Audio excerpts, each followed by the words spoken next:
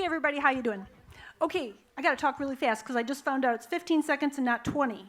So, got any UX designers out there? Anybody? Anybody? Okay, I'm gonna say something. I hope it doesn't offend you. And this feels like 20. Okay, you're not a UX designer if you've never seen a user. Have you ever heard that phrase? Okay, I've been using that since 2010. It's true, and I just heard a story that there are people still out there that aren't familiar with users, but yet their title is UX. Who the heck am I? I'm Jodi, and I work at MRM McCann, and I already got a plug, so I don't have to say that part. Okay, so what do I mean by test? So there's all kinds of testing, right? We've got quality assurance testing, user acceptance testing. I'm talking about the thing you put in front of the people you're designing for.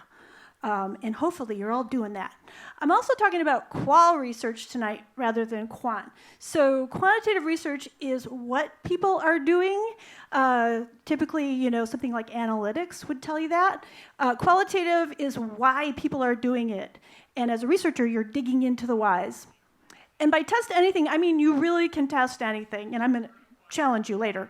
You can test concepts, ideas, paper prototypes, sketches, responsive prototypes, competitive analysis, you name it. So why test?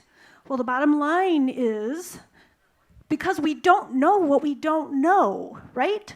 University website, great content, but here's the real reasons people are coming to the site, and that content's not there. So that's why we do testing.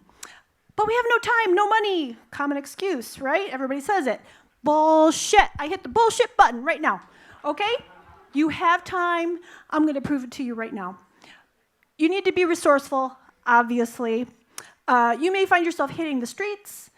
You can leverage technology today. Back in the day when I was a young UXer, we didn't have all this social media. Right? We didn't have web conferencing or usertesting.com. You do need to recruit with care, okay? So if you're testing hamburgers, you probably wouldn't test with vegetarians, okay? So you gotta be a little choosy. You gotta test with people who don't know too much about your product or your service. So this is the basic qual test structure. It starts with listening and first impressions, observing people using your product, and then ending with more listening and your customer's final thoughts. So let's give this a whirl, right?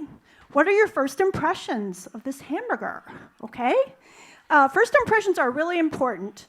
They can make or break your product. We have low attention spans today. So if you lose them right away, you're lost forever. The second thing is, please show me what you do with this thing, website, app, hamburger, what have you. And you're observing here.